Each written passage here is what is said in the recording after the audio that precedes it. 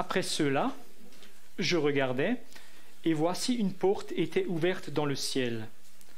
La première voix que j'avais entendue, comme le son d'une trompette, et qui me parlait, dit « Monte ici, et je te ferai voir ce qui doit arriver dans la suite. » Aussitôt je fus saisi par l'Esprit. Et voici, il y avait un trône dans le ciel, et sur ce trône quelqu'un était assis. Celui qui était assis avait l'aspect d'une pierre de jaspe et de sardoine. Et le trône était environné d'un arc-en-ciel semblable à de l'émeraude. Autour du trône, je vis 24 trônes, et sur ces trônes, 24 vieillards assis, revêtus de vêtements blancs, et sur leur tête des couronnes d'or. Du trône sortent des éclairs, des voix et des coups de tonnerre. Devant le trône brûlent 7 lampes ardentes, qui sont les 7 esprits de Dieu. Il y a encore devant le trône comme une mer de verre semblable à du cristal. Au milieu du trône et autour du trône, il y a 4 êtres vivants remplis d'yeux devant et derrière. Le premier être vivant est semblable à un lion.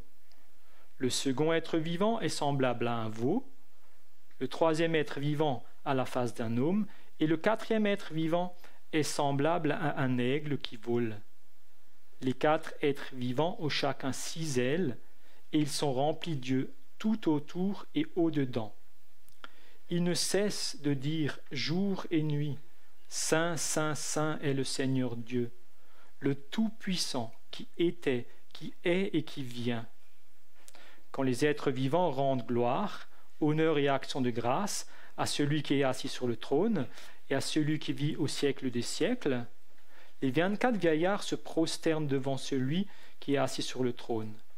Ils adorent celui qui vit au siècle des siècles, et ils jettent leur couronne devant le trône en disant « Tu es digne, notre Seigneur et notre Dieu, de recevoir la gloire, l'honneur et la puissance, car tu as créé toutes choses, et c'est par ta volonté qu'elles existent et qu'elles ont été créées. » Première lecture. La deuxième lecture se trouve juste avant dans la première épître de Paul à Timothée, au chapitre 6. Ce sont les versets 13 à 16.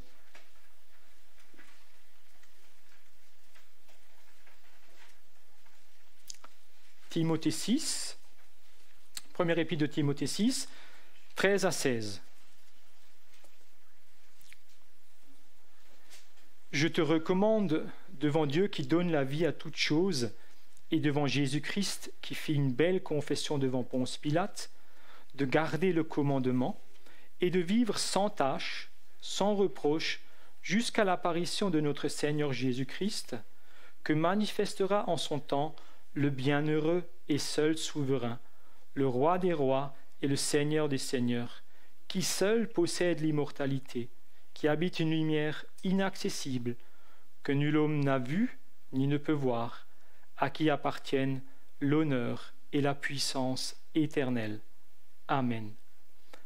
Et la dernière lecture, c'est dans le livre d'Ézéchiel, au chapitre 10.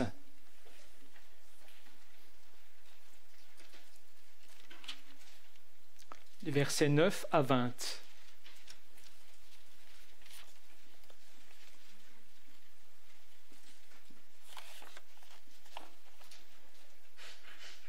Ézéchiel 10, à partir du verset 9. Je regardais, et voici, il y avait 4 roues près des chérubins, une roue près de chaque chérubin, et ces roues avaient l'aspect d'une pierre de chrysolite. À leur aspect, toutes les 4 avaient la même forme. Chaque roue paraissait être au milieu d'une autre roue. En cheminant, elles allaient de leurs 4 côtés, et elles ne se tournaient point dans leur marche, mais elles allaient dans la direction de la tête, sans se tourner dans leur marche. Tout le corps des chérubins, leurs os, leurs mains et leurs ailes étaient remplis d'yeux, aussi bien que les roues tout autour, les 4 roues. J'entendis qu'on appelait les roues tourbillons. Chacun avait 4 faces. La face du premier était une face de chérubin, la face du second une face d'homme, celle du troisième une face de lion, et celle du quatrième une face d'aigle. Et les chérubins s'élevèrent. C'étaient les animaux que j'avais vus près du fleuve du Kébar. Quand les chérubins marchaient, les roues cheminaient à côté d'eux. Et quand les chérubins déployaient leurs ailes pour s'élever de terre, les roues aussi ne se détournaient point d'eux. Quand ils s'arrêtaient, elles s'arrêtaient, et quand ils s'élevaient, elles s'élevaient avec eux, car l'esprit des animaux était en elles. La gloire de l'Éternel se retira du seuil de la maison et se plaça sur les chérubins. Les chérubins déployèrent leurs ailes et s'élevèrent de terre sous mes yeux quand ils partirent accompagnés des roues. Ils s'arrêtèrent à l'entrée de la porte de la maison de l'Éternel vers l'Orient. Et la gloire du Dieu d'Israël était sur eux, en haut. C'étaient les animaux que j'avais vus sous le Dieu d'Israël, près du fleuve du Kébar. Et je reconnus que c'étaient des chérubins. Jusqu'ici la lecture de la parole infaillible de Dieu.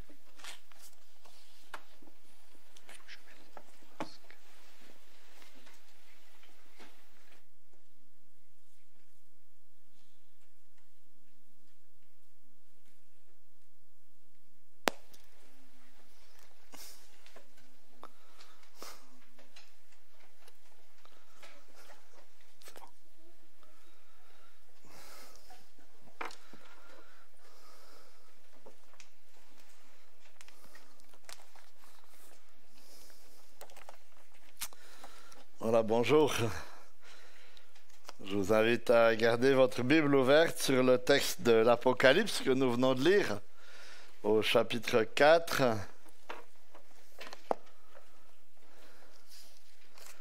ne sais pas si vous avez déjà entendu des prédications sur l'Apocalypse et quelle a été votre expérience. À plusieurs reprises, on m'a dit en tout cas qu'on entend souvent des prédications sur l'Apocalypse sur les 3 premiers chapitres, sur les lettres écrites aux églises, et puis après on a l'impression un peu que la suite, c'est un livre fermé, que ça devient un livre obscur et qu'il est une porte fermée.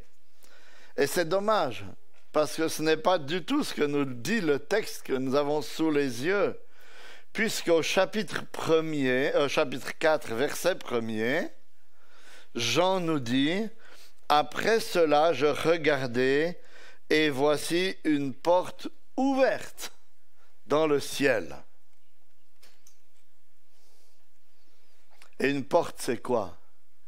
Une porte, c'est une invitation à entrer. Et quand elle est ouverte, ça excite notre curiosité. Et on a envie de voir ce qu'il y a à l'intérieur, non? Quand vous êtes en visite et que les portes sont fermées, vous n'osez pas aller voir ce qu'il y a derrière. Mais quand la porte est entrouverte, vous avez toujours envie de voir un petit peu ce qu'il y a derrière. Si c'est la chambre d'un ado, vous avez envie de voir comment c'est rangé ou dérangé. Hein? Et en fait, c'est ça qui se passe ici, au chapitre 4, verset 1er. C'est une invitation à entrer, plutôt qu'une idée, maintenant, on ne peut pas comprendre. Et puisque c'est une porte ouverte, et qu'elle nous incite à entrer, j'aimerais que ce matin, nous jetions un coup d'œil dans le ciel. Et ce sera le titre pour la prédication de ce matin, « Un regard dans le ciel ». Ça continuera encore avec la prédication du chapitre 5. Mais aujourd'hui, on va juste entrouvrir la porte, puisqu'on va étudier, on va se limiter dans l'étude au chapitre 4. Et comme je vous l'ai déjà dit à plusieurs reprises, je pense, chacun des 7 cycles de l'Apocalypse que vous avez sur le tableau que je vous ai donné au début de la série reprend l'histoire de l'Église au début et couvre un autre angle, un autre aspect de cette même histoire de l'Église. Et à la fin du chapitre 3, on a terminé le premier cycle qui nous a décrit l'histoire de toute l'Église en nous montrant comment Jésus-Christ visite et prend soin de son Église sur la terre alors qu'il est lui-même à la droite de Dieu. Et même si ces oracles contenaient des paroles sévères, parfois, ils étaient extrêmement encourageants, puisqu'à chaque fois, il y avait une promesse d'un bienfait éternel pour ceux qui répondaient favorablement à l'exhortation, à l'appel adressé par le Seigneur. Et en faisant découvrir maintenant aux chrétiens ce qui se passe dans le ciel, au moyen de ce deuxième cycle de vision, le but de Jésus est aussi de les encourager et de nous encourager et de nous apaiser. Parce que dans la suite du livre, le Seigneur va révéler des événements douloureux par lesquels les chrétiens de tous les temps vont devoir passer. Il va leur montrer qu'ils auront à souffrir avec l'humanité, parce qu'ils en font partie. Et ce n'est pas parce qu'on est chrétien qu'on échappe forcément au Covid, n'est-ce pas? Parce qu'on fait partie de l'humanité qui peut être atteinte par le Covid. Certains chrétiens mourront de maladie, comme les non-croyants meurent de maladie. Certains seront frappés d'épidémies, d'autres seront tués à la guerre, d'autres subiront une mort atroce due à un accident ou à la cruauté d'un être déséquilibré peut-être. Et alors, nous comprenons que ce n'est pas parce que nous sommes chrétiens que nous échapperons forcément à toutes ces choses. Bien que notre Dieu soit tout à fait assez puissant pour nous épargner s'il le voulait. Et en plus, nous allons découvrir dans l'Apocalypse que les chrétiens souffrent encore d'autres genres de souffrances. Ils vont souffrir à cause de leur foi en particulier. Certains seront méprisés, incompris, persécutés, peut-être jusqu'au martyre parfois. Et quand on se trouve dans ces différentes situations, quelle est la question qui nous vient tout de suite à l'esprit? Si vous êtes comme moi, c'est Dieu est-il vraiment en contrôle?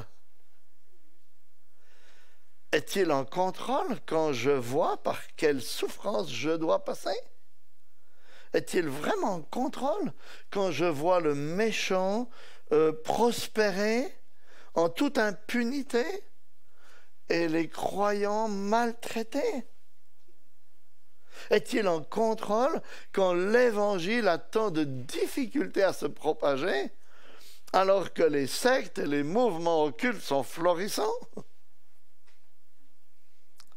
Et ce regard dans le ciel est là pour répondre à cette question, pour nous rassurer, pour nous encourager et nous permettre de dire oui, il est en contrôle, même s'il n'agit pas toujours comme nous voudrions par des délivrances envers ses enfants. Alors avant de nous pencher sur cette vision elle-même du chapitre 4, j'aimerais vous donner deux rappels préliminaires. Le premier rappel, c'est concernant le style. Je vous rappelle que l'Apocalypse est écrit dans un style qu'on appelle apocalyptique et que ça ne veut pas dire catastrophique, mais que c'est un livre écrit avec des symboles, des images. Et que Apocalypse veut dire dévoilement. Donc le style, c'est que c'est un livre écrit avec des symboles, des images qui, d'ailleurs très souvent, comme vous le verrez, viennent de l'Ancien Testament et qui sert à dévoiler, à révéler la personne de Jésus-Christ tout particulièrement. Et puisque, comme le dit le verset 2, il s'agit d'un livre de vision que Jean a eu en esprit, il ne faut pas commencer à tout matérialiser. Comme s'il fallait envoyer des sondes spatiales dans le ciel pour essayer de trouver les objets qui sont décrits dans ces versets. Il doit y avoir un endroit dans le ciel, une nouvelle Jérusalem en or avec ces dimensions-là. Non, c'est des symboles, c'est des images, c'est en esprit que Jean a reçu ces visions. Donc ce sont des symboles, des images qui sont là pour nous enseigner de façon, on pourrait dire, visible, imagée, des réalités spirituelles importantes pour notre vie chrétienne jusqu'au jour où nous serons dans la présence du Seigneur. Le deuxième rappel, c'est le temps couvert par cette vision. J'ai déjà dit dans la première prédication qu'on a un vrai problème avec ce livre de l'Apocalypse si on croit que ce qu'il décrit doit être pris d'une manière chronologique, parce qu'on voit qu'il y a des événements qui se répètent à plusieurs reprises. Et c'est à partir du chapitre 4 que les différentes interprétations de l'Apocalypse se séparent vraiment et ne se rejoignent presque plus jusqu'au retour du Seigneur, en fait. Parce que il y a une grande différence entre ceux qui lisent les choses de manière chronologique et ceux qui, comme moi, comme je l'ai expliqué, puis comme je vais le prêcher, les lisent de façon cyclique. Ceux qui les lisent de façon chronologique s'appuient sur le verset premier qui dit « Après cela », au début du verset premier, et à la fin du verset, « Ce qui doit arriver dans la suite », ou on pourrait traduire aussi « ensuite ». Il s'appuie sur ces deux expressions pour dire qu'il doit s'agir de visions chronologiques qui suivent l'histoire, les oracles des 7 églises. Mais si on se souvient que Jean a reçu ce livre par des visions successives, alors on comprend que le « ensuite » ou le « après cela » peut aussi faire référence à la vision suivante, à la chronologie des visions, plutôt qu'à la chronologie dans le temps. Ainsi, ces expressions ne veulent pas dire que tout ce que Jean a écrit est chronologique, parce que ce sont des expressions qui font référence plutôt à sa chronologie d'écriture. Je vais prendre une illustration. Je vois qu'il y a des points d'interrogation dans les yeux. Je vais prendre une illustration pour essayer de vous aider un petit peu.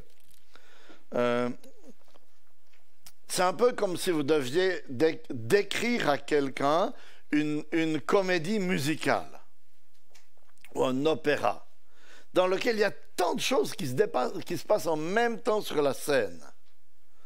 Vous seriez obligé de décrire les choses de manière successive, bien qu'elles se passent en même temps. Parce que vous ne pouvez pas tout décrire en même temps. Vous diriez, sur la gauche, il y avait des danseuses en tutu blanc. Ensuite, sur la droite, il y avait un homme allongé, vêtu de rouge, et puis au milieu, un groupe de choristes. Oui, vous auriez décrit de façon successive, avec le ensuite, le et puis, des choses qui avaient lieu en même temps. Et c'est exactement, je crois, ce qui se passe dans le sens de ces mots et dans l'écrit de l'Apocalypse. Des choses décrites successivement, mais qui ont lieu en même temps. Pendant toute l'histoire de l'Église, Christ est là, présent au sein de son Église. Il en prend soin. Et pendant toute cette même période, il y a aussi une autre réalité qui se déroule. Une réalité céleste qu'il ne faut jamais perdre de vue. Et c'est cette réalité céleste qui est aussi actuelle que les lettres aux 7 églises que nous allons considérer maintenant dans ce chapitre 4 et 5 en particulier. 4 pour aujourd'hui. Donc après avoir vu 2 rappels préliminaires, on vient au texte lui-même, plus précisément, et on va voir que Dieu règne. C'est le deuxième grand point de cette prédication. Dieu règne. Que voit Jean au travers de cette porte ouverte quand il monte en esprit dans le ciel? Verset 2. Aussitôt, je fus ravi en esprit, et voici qu'il y avait un trône dans le ciel. Jean voit un trône. Le trône, c'est le meuble central de toute cette vision des chapitres 4 et 5. Parce que le mot revient 17 fois. Le mot trône revient 17 fois. Et un trône, c'est un symbole de royauté, de souveraineté, de majesté, et aussi d'autorité et de jugement. Et qui est-ce qui est assis sur le trône? Regardez, toujours verset 2.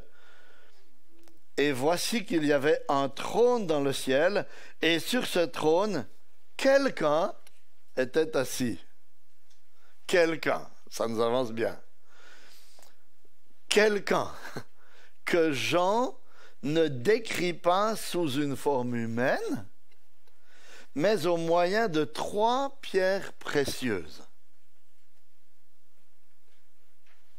Et si on considère l'ensemble de la vision avec l'esprit qui est mentionné au verset 5 et l'agneau qui est mentionné au chapitre 5, verset 6, on comprend en fait que ce quelqu'un, c'est Dieu le Père. Et que si Jean ne peut pas le décrire avec des traits humains, c'est parce que, comme le dit Paul à Timothée, en Timothée 6,16 qu'on a lu tout à l'heure, qu'il habite une lumière inaccessible que nul n'a vu ni ne peut voir. Il voit quelqu'un, mais on ne peut pas le décrire comme un être humain, parce que c'est Dieu, le Père, que nul n'a vu ni ne peut voir. Ainsi, il nous le décrit au moyen de 3 pierres précieuses, le jaspe, la sardoine et l'émeraude. Le jaspe, c'est une pierre transparente comme un diamant avec des reflets colorés. Et on peut penser que le jaspe, alors, nous rappelle la pureté, la sainteté de Dieu. Rien dans son caractère n'est obscur ni ne doit être caché. Il est brillant, transparent de pureté.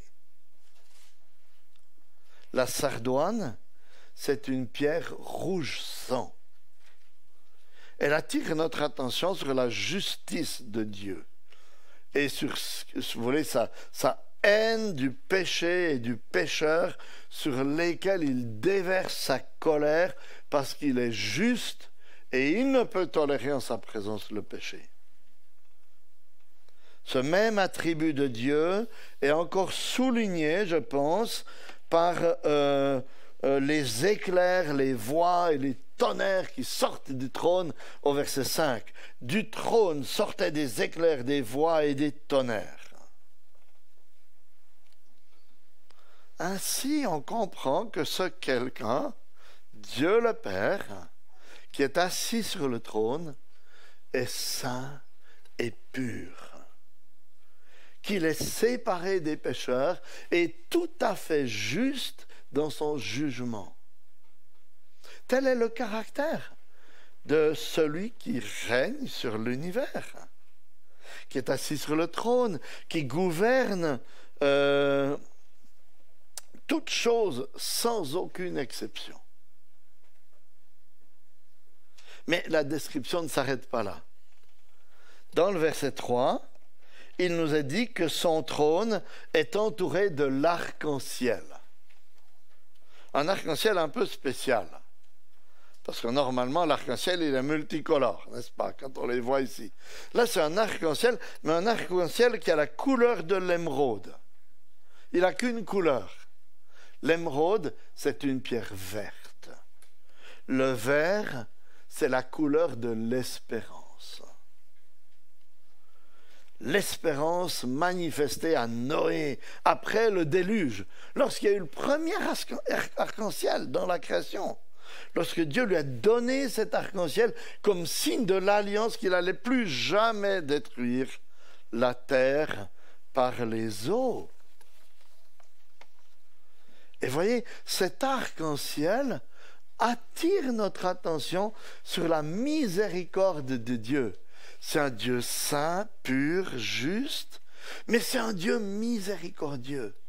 Un Dieu qui pardonne, un Dieu qui sauve son peuple de ses péchés.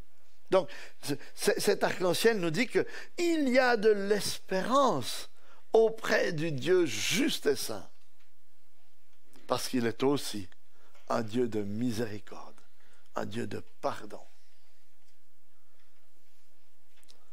Quel Dieu glorieux, n'est-ce pas? Cette vision de Dieu doit affecter toute notre vie chrétienne, notre façon d'appréhender les circonstances, de vivre les épreuves. Parce que nous n'avons aucune raison de douter lorsque l'épreuve nous frappe.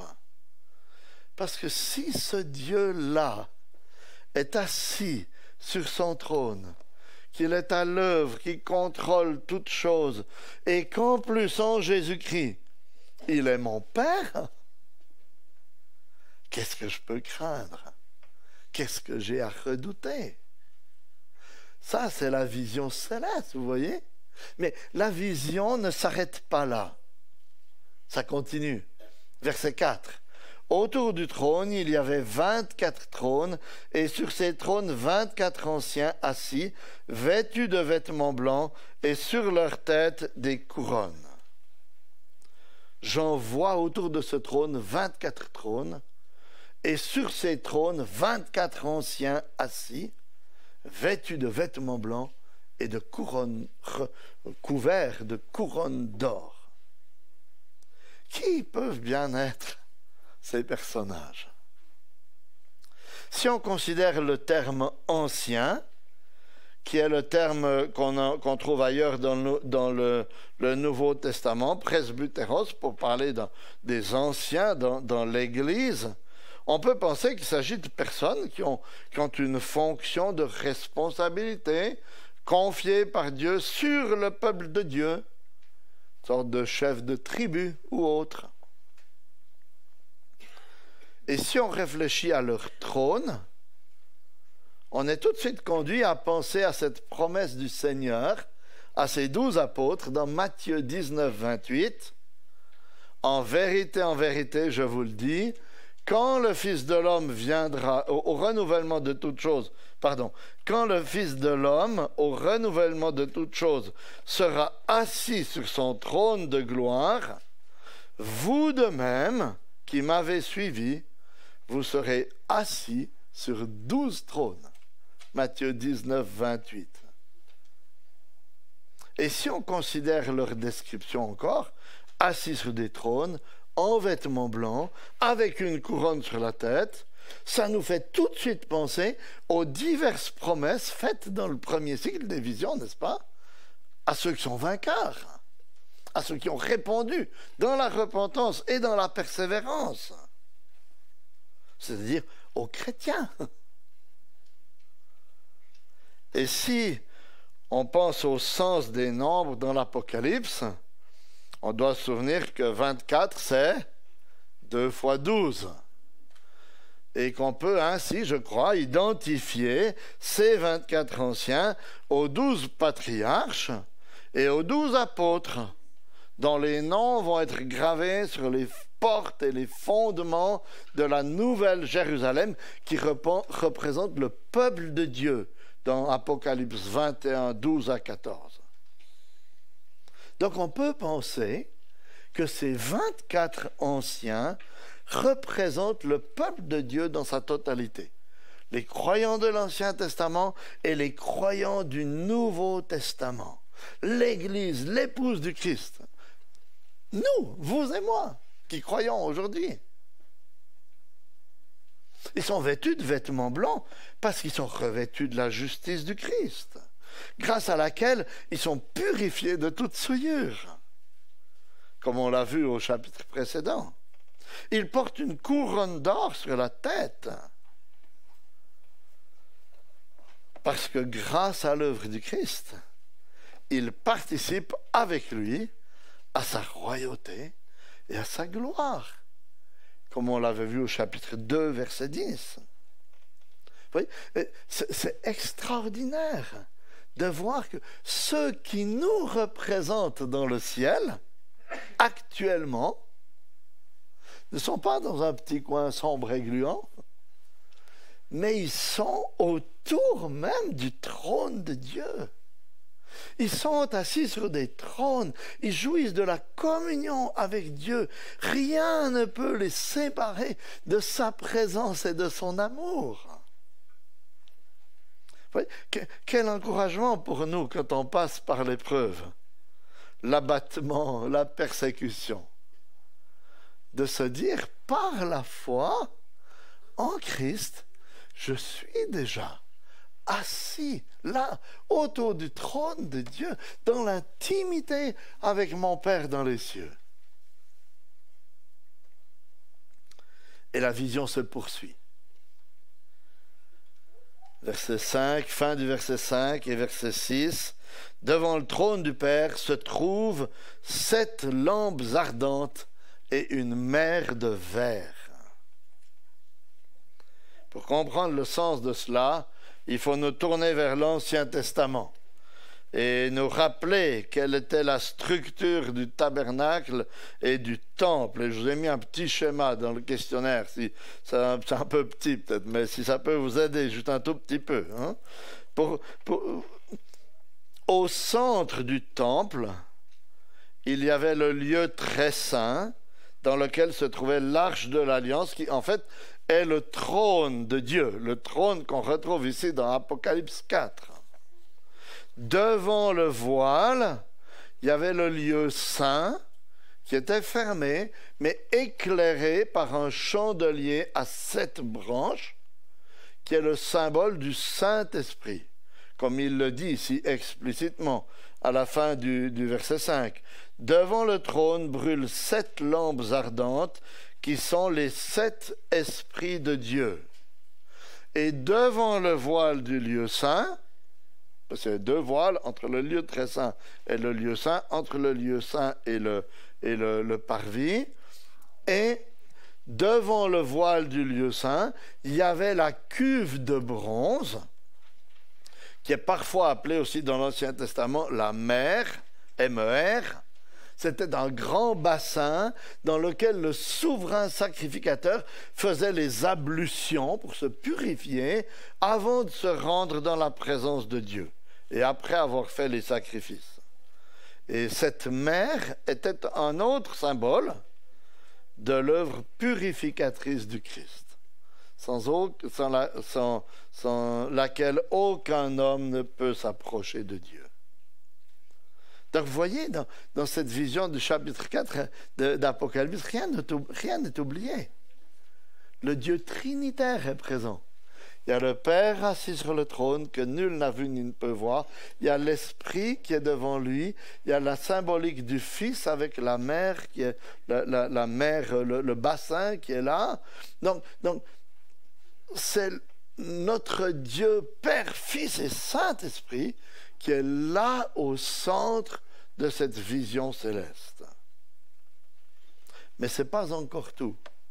Jean voit 4 êtres vivants qui se trouvent au milieu du trône et tout autour. Milieu du verset 6. Au milieu du trône et tout autour du trône, 4 êtres vivants remplis Dieu devant et derrière. Le premier être vivant semblable à un lion, le deuxième être vivant est semblable à un veau ou un bœuf, Le troisième être vivant a comme un visage d'homme, et le quatrième être vivant est semblable à un ange en plein vol. Les quatre êtres vivants ont chacun 6 ailes, et ils sont remplis de Dieu tout autour et au-dedans. Ils ne cessent de dire jour et nuit, Saint, Saint, Saint est le Seigneur Dieu le Tout-Puissant, qui était, qui est et qui vient. Et c'est là que ça se complique un peu, hein? Parce que ça devient assez difficile d'imaginer vraiment comment représenter ces 4 êtres vivants. Un peu bizarres. Ils ont des yeux partout. Devant, derrière, dehors, dedans. L'un d'eux a une face de lion, l'autre une face de bœuf ou de veau, le troisième une face d'homme, le dernier une face d'aigle, et chacun ont 6 ailes. Alors, qui sont ces créatures?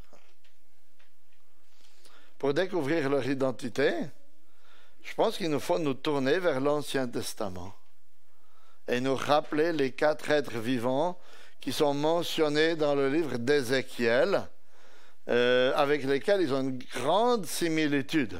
Dans ce texte qu'on a lu dans Ézéchiel, chapitre 10, verset 20, on a vu que ces êtres bizarres sont identifiés à des chérubins. Voilà ce qu'Ézéchiel 10, 20 nous dit. C'étaient les animaux que j'avais vus sous le Dieu d'Israël.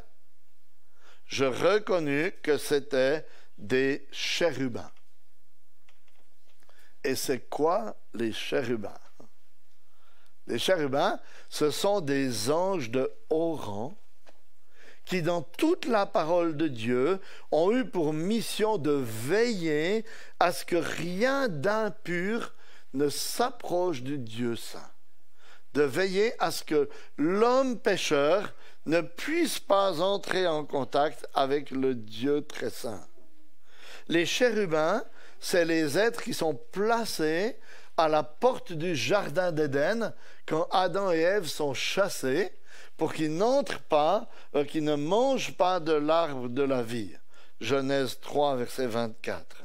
Les chérubins, c'est aussi les anges ou les êtres brodés sur le voile du temple qui séparait justement les hommes pécheurs du trône de Dieu. C'était aussi les 2 anges qui étaient sculptés, ou plutôt pas sculptés, mais formés en or, qui étaient au-dessus de l'arche de l'Alliance, presque on pourrait dire pour protéger la sainteté de Dieu et empêcher l'accès des hommes à ce trône de Dieu, pour qu'ils ne soient pas foudroyés. Ce sont des êtres semblables à d'autres anges qui s'appellent les séraphins et qui, dans la vision d'Ésaïe, au chapitre 6 d'Ésaïe, se tenaient autour du trône de Dieu et disaient, ce qui nous est dit ici, à la fin du verset 8, « Saint, Saint, Saint est le Seigneur Dieu le Tout-Puissant, qui était, qui est et qui vient. » Donc, ça nous aide à comprendre que la fonction des anges, c'est d'être au service des hommes pour le salut, mais c'est aussi, dans un sens, d'exalter Dieu et de, on pourrait presque dire, je ne sais pas si vous dites protéger, mais de mettre une limite pour que les pécheurs ne s'approchent pas de lui parce qu'il est tellement saint et glorieux. Ils sont là dans la présence céleste de Dieu, à proclamer sa gloire, sa sainteté dans l'univers entier. Ils sont forts comme le lion, aptes au service comme le bœuf, intelligents comme l'homme, rapides comme l'aigle. Alors arrêtons-nous un instant. Est-ce qu'au travers de cette porte ouverte dans le ciel, vous voyez maintenant la gloire de Dieu?